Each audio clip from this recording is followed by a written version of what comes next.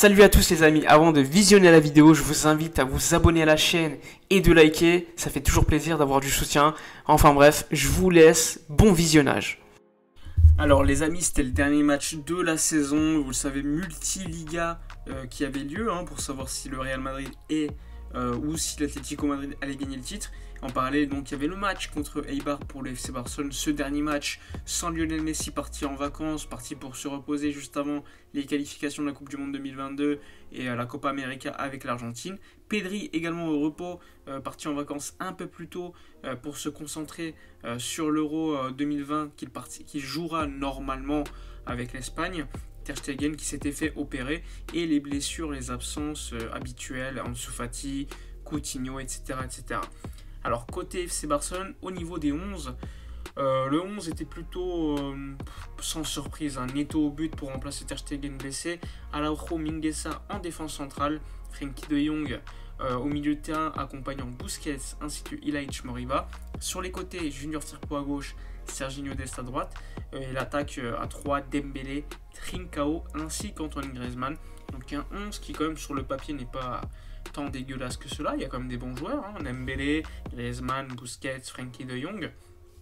C'était peut-être un match un peu inutile pour le FC Barcelone, même si on devait assurer la 3e place, parce que le FC Séville, avant le match, aurait pu, en cas de défaite du FC Barcelone, passer devant le FC Barcelone, et on aurait perdu 7 millions d'euros, parce que si tu termines 3e, tu as 7 millions d'euros de plus que le 4e, donc c'était quand même un match important économiquement, et on a pu faire tourner un petit peu, faire jouer certains joueurs qui n'avaient pas beaucoup joué cette saison. Côté Eibar, il y a des joueurs qu'on connaît bien. Inouï, l'ancien joueur du Real Betis. Il y a également Bryan Gil, qu'on connaît plutôt bien, qui avait été pisté par le FC Barcelone international espagnol. Et également devant, Heinrich ou encore Kike, qui sont quand même des joueurs plutôt connus en Liga, sachant que Eibar avait déjà acté sa descente avant le match pour la Segunda. Alors, après vous avoir parlé des deux 11, on va évidemment parler du match en commençant par la première mi-temps. Alors concernant la première mi-temps, si je devais la définir en un mot, ce serait naze. Alors on s'est ennuyé, on a vite remarqué que finalement le Barça jouait en 3-5-2 avec Frenkie de Jong, Araujo ainsi que Mingueza en défense centrale. Sur les côtés Firpo et Dest, donc pas de surprise. Mais le problème encore une fois, c'était qu'il y avait un manque d'envie assez criant. Et Eibar, qui a fait un pressing assez valeureux, nous a énormément gênés. On a eu énormément de mal pour sortir les ballons. Vu que Frenkie de Jong était placé en défense centrale, tu n'avais pas ce relais au milieu de terrain, parce que Ilaix Moriba ou encore Busquets n'avaient pas la qualité nécessaire pour se retourner, même si Ilaix Moriba l'a fait par séquence, on l'a vu même au début du match, dès les 30 premières secondes. Mais malheureusement, ça n'a pas été constant, et le pressing d'Eibar a été très très bon en première mi-temps, et c'est eux qui ont largement dominé.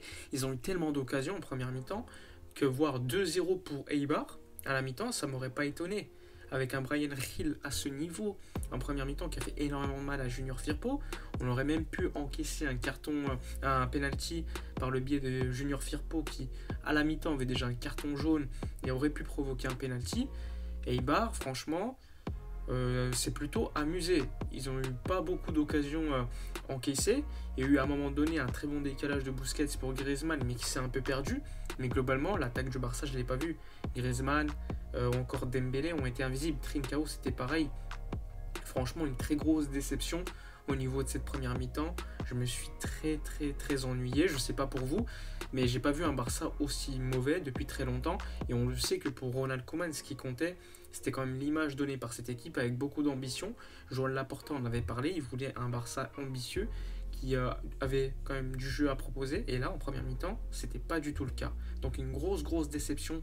On arrive à la mi-temps, sachant qu'en plus de l'autre côté tu voyais qu'il y avait 1-0 pour Villarreal contre le Real et 1-0 pour Valladolid contre l'Atlético Madrid, donc tu te disais que les leaders de ce championnat franchement n'étaient pas convaincants, et tu peux pas sortir une telle performance sachant que le FC Séville derrière en cas de défaite du Barça pouvait passer 3e. Il faut quand même rappeler que cette équipe d'Eibar est dernier du championnat. Ils n'ont pas de grands joueurs dans leur équipe, même si Bryan Gil est quand même un crack selon moi, qui a proposé énormément de choses en première mi-temps, qui a fait du mal à Mingueza ou encore Junior Firpo, pareil pour Inouï, mais quand même tu t'attends beaucoup mieux au niveau de la mentalité, et on a vite vu que des remplacements se préparaient avec Braithwaite Jordi Alba et d'autres qui s'échauffaient. Et franchement, j'étais pas étonné. J'ai pas vu un Ronald Koeman avec beaucoup de réactions sur le banc. Il prenait son calepin pour noter des choses, on ne sait pas ce qu'il notait, sachant que c'était le dernier match du championnat.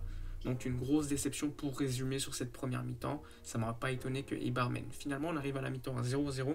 Beaucoup plus de tirs côté Eibar, beaucoup plus dangereux que le FC Barcelone. Donc assez déçu.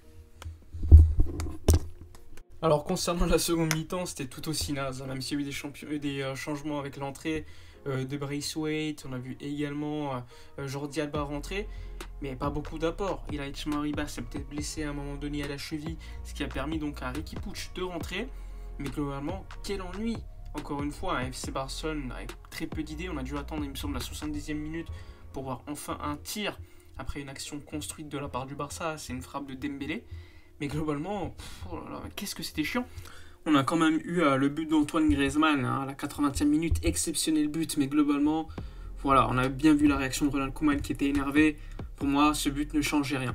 À la limite, je commençais à zapper sur le multiliga pour voir les autres résultats. J'avais l'impression de m'ennuyer, de perdre du temps. C'était un Barça qui proposait que dalle. Et franchement, je sais même pas comment j'ai pu regarder l'intégralité du match. Eibar, évidemment, n'a pas montré énormément de choses en seconde mi-temps, mais le Barça non plus. Pas beaucoup d'envie encore une fois, pas beaucoup de différence par rapport à la première mi-temps. Donc c'est très difficile de débriefer un tel match. Après, encore une fois, ces dernières semaines, dans la continuité de ce qu'on a vu, donc pas beaucoup d'occasions créées, pas beaucoup de frappes, une défense toujours friable depuis le début de la saison. Donc globalement, on est déçu, on rentre en vacances avec beaucoup de déceptions, même si de l'autre côté on a vu que l'Atlético Madrid avait fait le job, mais bon, voilà quoi, nous on attend beaucoup plus du FC Barcelone, on s'en fout de l'Atlético Madrid, mais bon, de l'autre côté t'as Luis Suarez qui a brillé, je le répète, je pensais toujours que Luis Suarez devait quitter le Barça, vu qu'il refusait de baisser son salaire ou de devenir un remplaçant. Je suis content pour lui qu'il ait gagné la Liga, mais bon, condition précédente, c'était impossible pour lui de rester. Enfin bref, le FC Barcelone termine ce match vraiment dans la difficulté. Mais bon, comme d'habitude, on a l'habitude avec le Barça de Ronald Koeman ces dernières semaines. Pas beaucoup de choses positives à dire. Dites-moi dans les commentaires votre avis sur ce match. Dites-moi votre MVP côté Barça, ça va être très difficile, mais bon. Likez, commentez, partagez. Moi, je vous dis à la prochaine et d'ici là, comme d'habitude, portez-vous bien.